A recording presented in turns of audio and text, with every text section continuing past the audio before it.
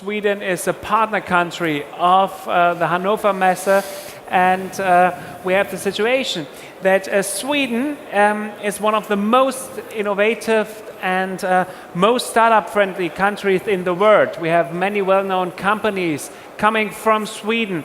For example, we have IKEA, we have Spotify, and Klarna. And I'm very happy now to welcome here at the stand the founder of another very successful startup from Sweden. Please welcome the co-founder and CEO of IMIP, ladies and gentlemen. Please welcome Dimitri Giannocaro. No, wait. I need it one more time. Dimitri Giannocaro. Yes. Yes, now okay, you can put your hands together. Middle? Yeah, come to this place. So, hi. Hi. Nice to meet you. And of course, we want to talk about the startup scene, about your startup. So maybe you can tell us what is the idea behind your startup, and why did you found IMIP? The reason behind it is that we wanted to digitalize intellectual property. And as you know, patents is a very old thing that you can get exclusivity on.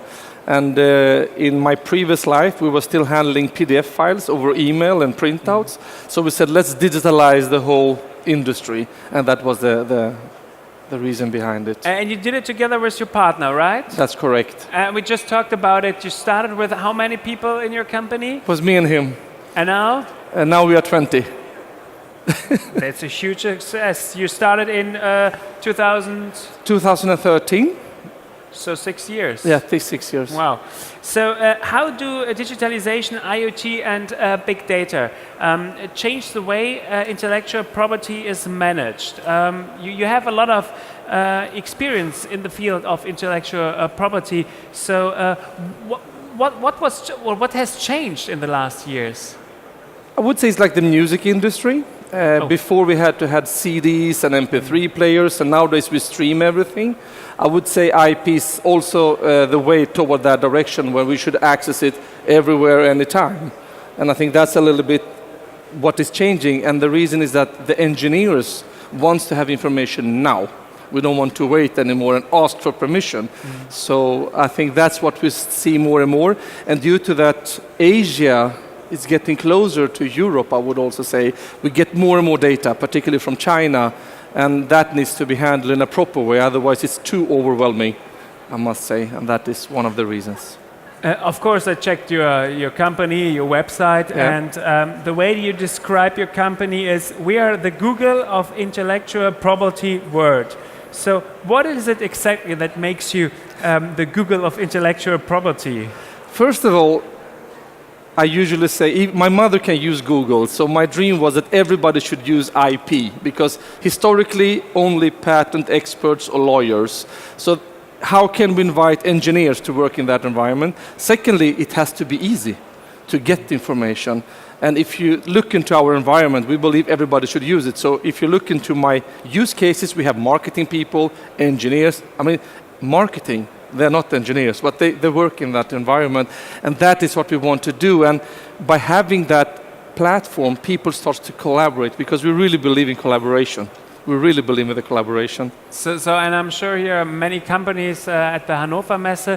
So maybe you can give us the benefit that your clients have.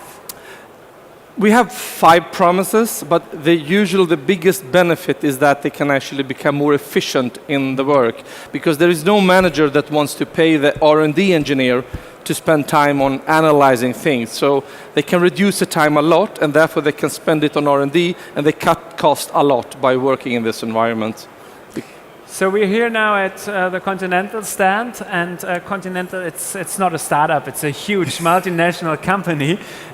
What is the benefit of professional IP management for such a big company as Continental? I would say when we approach customers, Continental-alike companies are the easiest one, because you are located worldwide, and all the people need to get access to that information. So the unique selling point, as we use in my language, is that they can collaborate in an environment instantly, real time, and that is usually the benefits. And by being able to exchange information with one click and looking from the top what has been said, that is usually the benefits, because unfortunately companies like Continental and other ones are very slow, and therefore you need to give them this information fast so they can act immediately. Maybe is there any advice you want to give to companies, big companies like Continental? My advice is that I love technology companies in general, and they have created what we are today, all of us, because I'm an engineer myself, and thanks to these companies, we have education supporting that. And my advice is that I want to see them in 100 years from now, and the most important thing is that they handle the IP so they can exist, so nobody else can take over that business, and they should stay in Europe, all these companies. We need it so we can create new engineers that can solve other problems in the future. I think that. Perfect. So in the introduction, I already said that Sweden is one of the most startup-friendly countries in the world, and maybe compared to the German market, it's a little bit difficult here in Germany than in Sweden. So what can we learn from the startup nation Sweden? To be honest, because we are in Germany, it's not so bad. You know how it is. Not so bad. It's bad, but not so bad. The things you need to learn is to get more digitalized. Okay. So, when I fly over to Germany, I can't even use my mobile phone with internet from Düsseldorf to Cologne, and that is a problem, because in Sweden I can use it even up north and even south. That would be one thing, but looking at the startup scene, I would say we are quite similar there. I mean, we want to support, we want to make it grow. So digitalization, I think. But that's the theme of the whole Hannover Messe, obviously. So we are going in that direction. So you're an entrepreneur, so maybe you have another advice for young entrepreneurs here in Germany. I usually advise all the engineers that never be afraid to pursue for your dream. I wouldn't be here if it wasn't for my partner, but my partner was 64. Bear in mind, and I was about to become a father. You don't quit your job when you're about to become a father, but it's really pursue your dreams, really. So what did your parents say? My mother still don't really understand what we're doing. She's a doctor, by the way. She don't understand how we can earn money on this, but. So you're working with lots of companies. What can a company like Continental learn from a startup? I would say the approach we do in development. I used to work in ABB, and we could work 2 years on projects. I would say the benefit of being a startup is to have fast decisions and be able to go back and improve it and not waiting for a lot of decisions. So lean, obviously, and agile. These two words connected. Unfortunately, big companies use them in the buzzwords, but that's not reality. So I think big companies need still to work more in that direction to become faster. So at the end of our talk, let's have a look into the future. If you can dream big, and as an entrepreneur, you have to think big, always. So in the future, where do you see IMIP? In the future, I see, as exactly as I said in the beginning, we will be the Google in Europe, because artificial intelligence is changing the way we are doing things in the industry.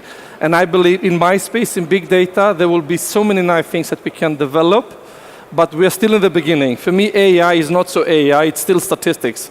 But I believe we can create that in IMIP. So as the word says, I am IP. We want to take everything in the IP space. Perfect. So ladies and gentlemen, you will stay a little bit here at the stand. Yes. So if you have any questions, I want to get in touch with you. Don't hesitate to get closer to him.